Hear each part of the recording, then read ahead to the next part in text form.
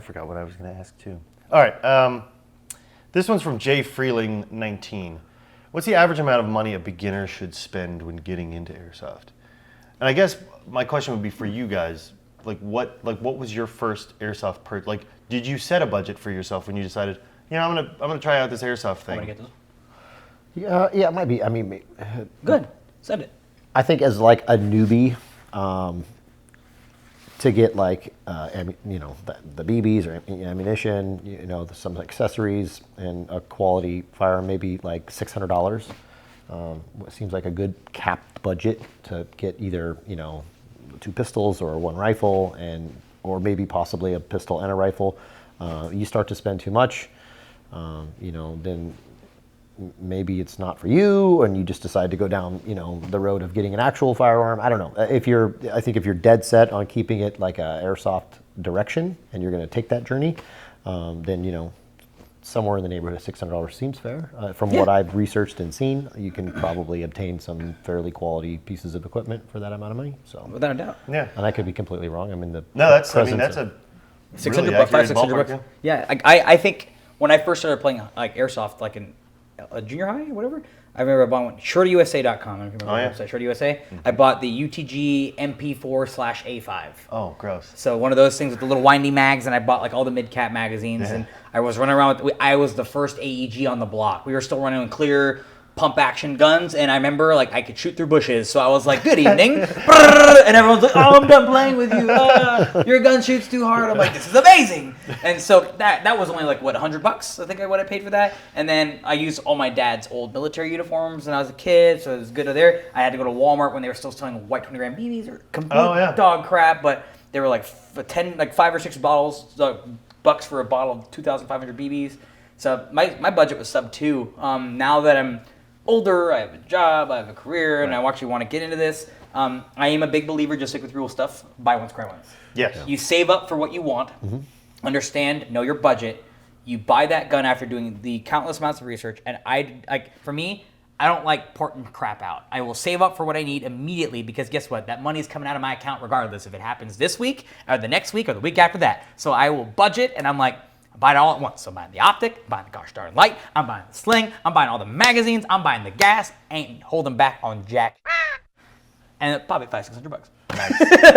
Yeah. I full send. Yeah. To add to that, I mean, there isn't a lot of like research that you need to do now with resources like Evike. Yeah. You can get on and see like a plethora of videos of You guys have like top 10 videos. all the weapons you like. Yeah. Yeah. I looked at that stuff. I remember I hit up Ryan, asked him like, "Yo, dude, I saw you talk about the CYMA Platinum Series guns. Like, what do you think?" He's like, "Thing's amazing." I'm like, "And that's not that expensive. No, that's legit." And you guys understand how this works. So There's pretty fair breakdowns. Yeah, on it. absolutely. You guys do a really good job. You can see the videos where there's like, hey, these are the pros and cons. Like, you might not want to go this route, and then you can see alternatives. I try to be as honest and fair as possible. You guys are. It's pretty easy Objective. to source. Yeah, Richard's objective. back there mouthing objective. Objective. Use bigger words. Thanks, Richard. He's here, man. He yells at me all the time too. He's like, "Use bigger words." Yeah. Okay, here's an interesting one. This one's from Here's Brucey. What are some companies, some real firearm companies that you'd like to see offered in an airsoft platform? Or is there anything that you guys would think would be useful to maybe your experience in using airsoft not only for sport and for hobby, but also as a training tool? Like, is there anything that exists? I've got an idea for an answer for this, but I'll wait and see. Maybe if you guys have I had a real interest in like the precision bolt gun airsoft realm. Okay. So I think it would be really cool to see like some of the higher end bolt gun manufacturers like license and get into certain, high quality actions, for that stuff. Because I mean, watching some of the videos and doing a little bit of the research, I mean, apparently they're quite powerful and fairly accurate. You can see some pretty funny videos of snipers like literally finding the smallest crack in guys' protection, and snapping them in the neck, and they're looking around, they can't see them or find them. I'm about that. Like, Okay. I want to be that guy that snipes you like in the 1-inch section of your neck, and like you never know that it came from me. Yeah. That would be cool to see like a broader. I think Accuracy International has. They do. MDT has some licenses. Ashbury has some licenses. So I mean, there's some good chassis. There's some good chassis bolt guns that exist.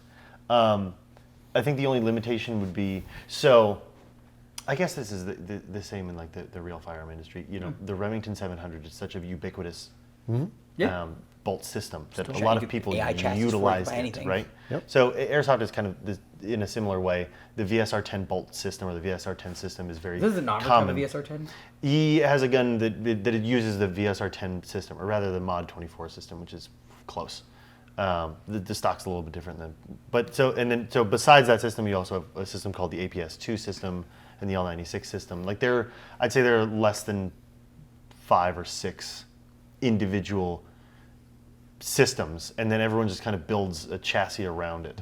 And so I wonder if changing the externals or changing to a different stock would really make that big a difference, other than like feel and being able to sit it next to your real precision rifle and be like, this is my, it's not like it would net you more performance. Although I think it would be cool, kind of in the same vein, like if real firearm companies said, okay, we want to make an Airsoft version, let's make it to the exacting performance standards of our real rifles. I think that'd be sick. Absolutely. I think one of the problems that I have right now is that a lot of real steel companies are willing to make money off airsofters by licensing the guns, but they won't be involved themselves within the community. Yeah. Like we talked about at Copperhead, TRX Arms was out there, HSP was out there. I didn't see any other real steel company actually come out and interact with the people that they're purchasing essentially their stuff and they're making money off of them. Right. So I think companies right now, it's like, hey, if you don't want to get involved, this is a great industry to be involved in. It's great communities. It's a lot of fun, and a lot of like kids start with airsoft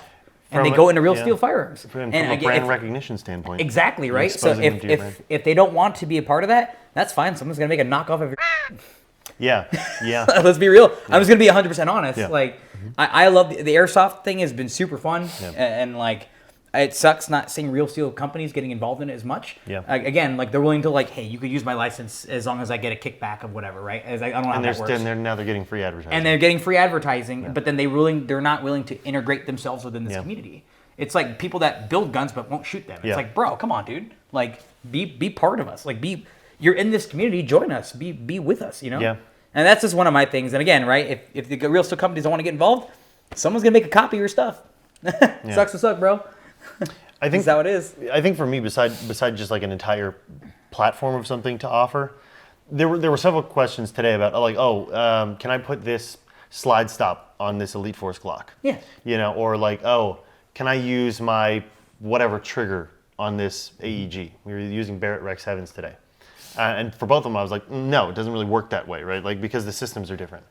But I think that there's certainly, accessories aside, because, when it comes to like, BCM grips and stuff, like all that stuff, because Airsoft is 1-to-1, will already fit. You don't need an Airsoft version of a BCM grip. Just buy a BCM grip. And it'll fit on the gun. Yeah. It fits on the gun fine, right? The exception would be for AEGs that need a motor grip. It would be cool to have a thicker motor grip that is BCM cut with, the same vertical angle. Doesn't VFC have that now? VFC came out with their BCM style. They do, and so the BCM kind of is one of the first, in addition to the Strike Industries guns that are coming out, where companies are looking at more than just putting a logo on a receiver. Good. So they're actually looking. Okay, they're looking at what makes this rifle what it is, besides just the brand logo. So I think what would be cool to see in the future is more accessory offerings that are mimicked or licensed off of the real drop-in parts that people are actually fielding, like Geisley shaped triggers, or the same similar feel of the trigger. Right, and then that would be the second thing is, okay, now how do we get AEGs to feel like the trigger?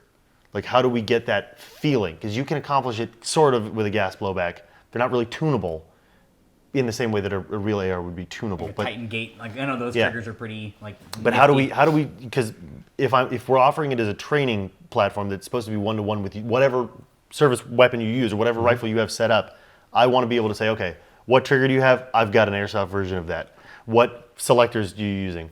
I've got an option for that. What charging handle are you rocking? I've got an option for that. So that even though you may not be doing all of it, it feels the same. So it should be nice, yeah. Yeah.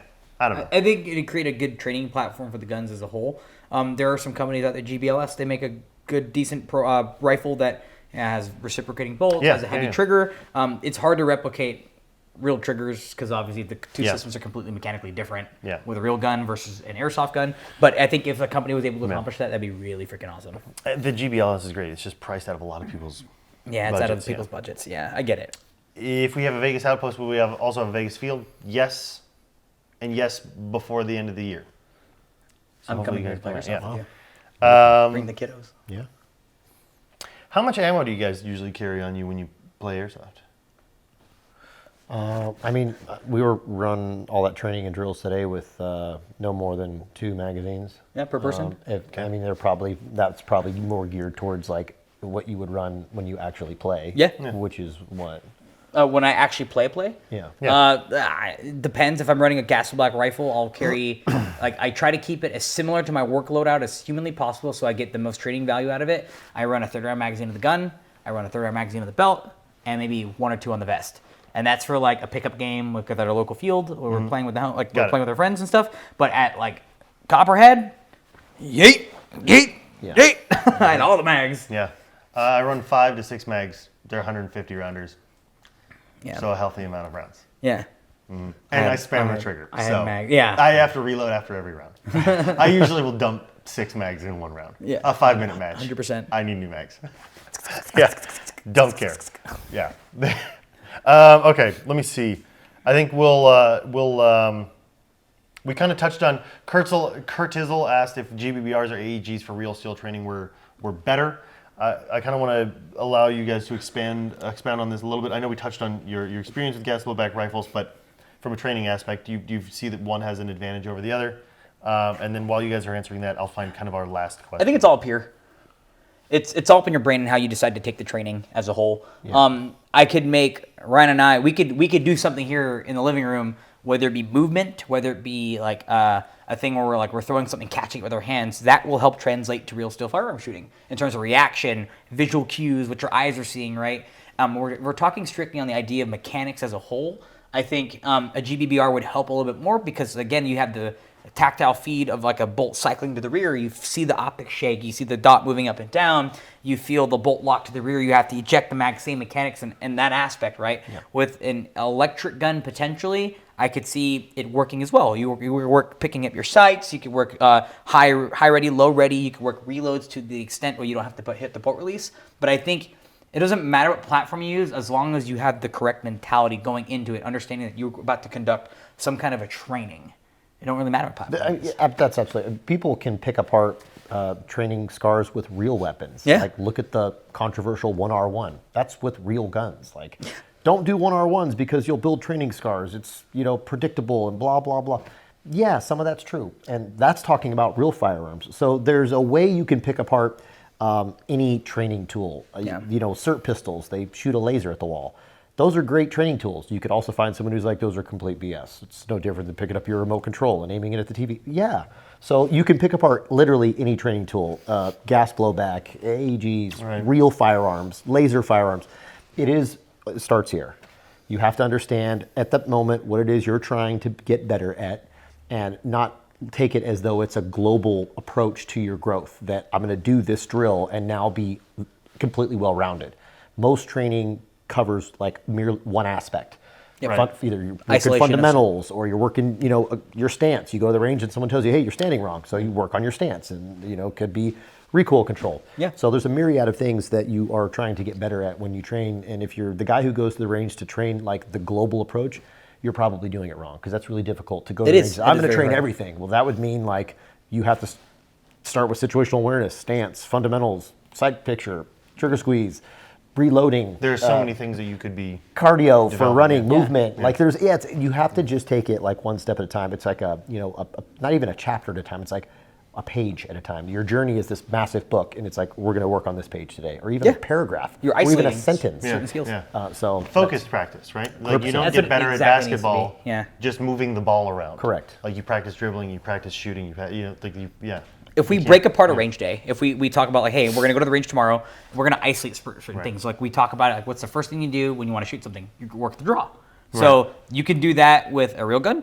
You could do it with an airsoft gun, an electric pistol, a gas blowback pistol, or a blue gun. Something that's just a molded piece of plastic, a blue gun, like a fake one that they use for training. Right. You could work the principles of a draw with that. Right. You could work on principles of grip with that. Anything can be done. It's, again, like we talked about, isolating specific skills and understanding what will give you the highest potential for success when isolating those skills and with what tools. Yes. So if we want to do recoil control, maybe a gas blowback will work better compared to an AEG. If you want to work ready up, some like picking up your sights on targets, or like let's say you have your friend put, like if you're in the backyard, you put sticky notes in the backyard of like I have 1, 2, 3, 4, 5, 6, 7. Well, picking up what your eyes want to see, work a high ready, and you have you turn around, you look at the sticky notes, like which was 1. If your buddy says 3, 4, 5, 6, 1. It's like, all right, you have to shoot in that sequence.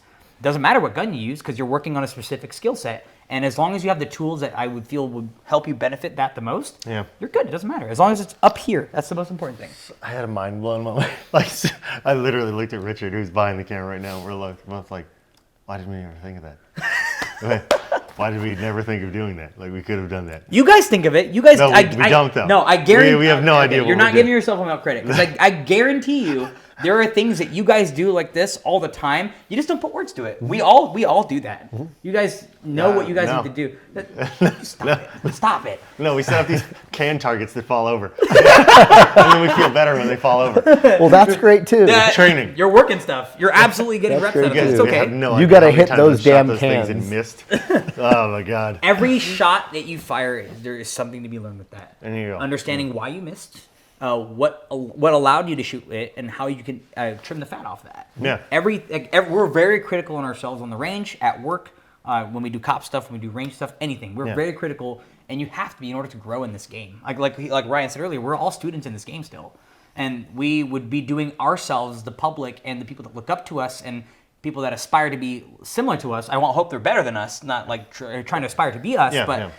We were doing them a disservice if we're not always being self-critical and analytical in our own abilities and each other. Oh, I know I have critics. There's critics watching now. There's people that are going to be critical of me, of how I'm talking, sitting, what we're talking about. Of course. That's not as critical as I am of myself. No Absolutely. one that's watching will ever be as critical of me as I am of myself on a good day. Nor will their critiques lead to any improvement. Right. Your internal critique is short of reaching out and actually saying like, hey, I don't like you for this, that, or I don't like this, X, Y, Z, you were wrong here, and then following up with some constructive criticism that actually forces me or provides me an ability or pathway to grow. Yeah. You're absolutely right. Yeah. And that's the bulk of criticism is empty. Yeah. But I know you guys loved what these guys talked about and their insights, so give them both a follow. If you're not already, which I doubt, because you are probably already following them. Otherwise, I wouldn't have needed to bring them on here, because they're way cooler than I am. But, I don't know about that one. But I think that's a great place to stop. I don't think we need to do a final question. Thank you guys so much for being here. Absolutely. Thank you for your insights. If I could say one last thing. Airsofters, I love you guys to death. Keep doing what you're doing. Don't listen to the critics outside of there are assholes in every community. Keep doing what you're doing. You love what you do. Keep at it. Like if you have goals in this realm that you want to accomplish, don't stop. Just remember, just have fun and be safe. Just keep doing what you guys are doing. Sorry, I just have to. No, that was super inspirational, and that's that for this Not So Round Table. Just kidding. If you guys have any future questions for an upcoming Not So Round Table episode, put them in the comment section. If there's anything you'd like to comment on that these guys touched on, or something else that you thought that we missed, feel free to put that in the comment section below. Continue the conversation. We read all of them. Mason and I answer as many as we can, unless they're absolutely ridiculous, which basement comments often are. So thanks for joining us, and we'll see you guys next time. Want even more Airsoft content? Hit the subscribe button and click the bell notification icon. Follow us on Instagram and join our Facebook for epic weekly giveaways.